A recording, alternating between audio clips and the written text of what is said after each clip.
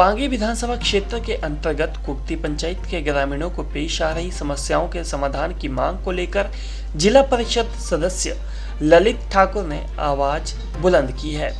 ललित ठाकुर ने सोमवार को उपायुक्त चंबा डीसी राणा को ज्ञापन सौंपकर समस्याओं का शीघ्र निदान सुनिश्चित करने की मांग उठाई है। ज्ञापन से अवगत करवाते हुए ललित ठाकुर ने कहा कि वन मंडल भरमौर द्वारा कुक्ति नाले के ऊपर बनाई गई पैदल चलने वाली पुलिया क्षतिग्रस्त हो चुकी है।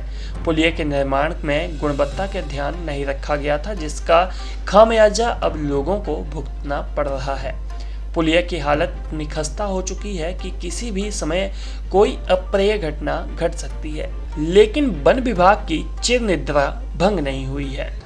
गांव कुक्ति के मैं जाने के उपरांत कुक्ति के लोगों ने मेरे सम्मुख ये शिकायत रखी कि वन विभाग भरमौर मंडल द्वारा कुक्ति नाले के ऊपर जो पुली का निर्माण किया गया है उसमें घटिया मटेरियल लगाया गया है और पुली की बिल्डिंग अभी कुछ ही दिन उसको बने हुए हैं और अभी पुली जो है बिल्डिंग उसकी निकल चुकी है।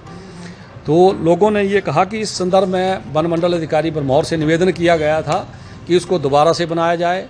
वन मंडल अधिकारी भरमौर ने क्षेत्र का दौरा करके उसका निरीक्षण भी किया, लेकिन समस्या जस की तस बनी हुई है। आज मैंने डीसी साहब से ये निवेदन किया है कि इस पुली का निर्माण जो घटिया किस्म का करवाया गया है, वन विभाग से शीघ्र अतिशीघ्र इस पुली को ठीक करवाया जाए, क्योंकि ये जो पुली बनाई गई है इसके ऊपर 2 आदमी भी एक साथ नहीं चल सकते।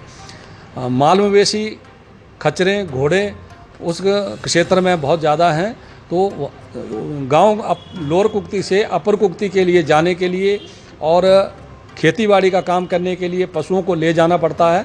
तो ये पुली बिल्कुल अनसेफ है।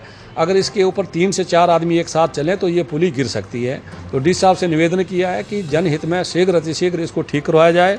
दूसरा, ग्राम पंचायत कुक्ति में जियो का जो टावर लगा है उसका दिन में नेटवर्क नहीं चलता, ना दिन में मोबाइल चलते हैं। रात 12 बजे के पश्चात वहाँ पे मोबाइल भी काम करेगा, नेट भी चलेगा, लेकिन दिन में ये समस्या बनी हुई है, बिल्कुल फ़ोन एक दूसरे से बात नहीं हो पाती।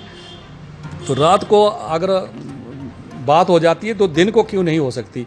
तो मैंने निवेदन किया है कि जियो कंपनी को ये आदेश दिए जाएं कि इस समस्या का समाधान करके वहाँ के लोगों को संचार सुविधा सुचारू रूप से प्रदान करने की कृपा करें। इसके साथ साथ एक बड़ी गंभीर समस्या पूरे हिमाचल प्रदेश में है।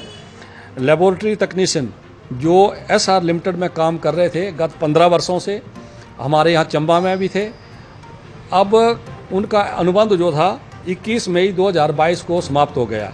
उसके पश्चात उन लोगों को निकाल दिया गया है। 15 साल सेवाएं देने के पश्चात जो नई कंपनी को ठेका दिया गया है वो कंपनी उनको बहुत कम सैलरी पे रखने की बात कह रही है, जबकि कुछ हाई स्केल के ऊपर भी काम करते थे। आज ये SR लैब बंद होने के पश्चात लोगों को दर दर की ठोकरें खाने के लिए भटकना पड़ रहा है। हॉस्पिटल में टेस्ट हो नहीं रहे हैं।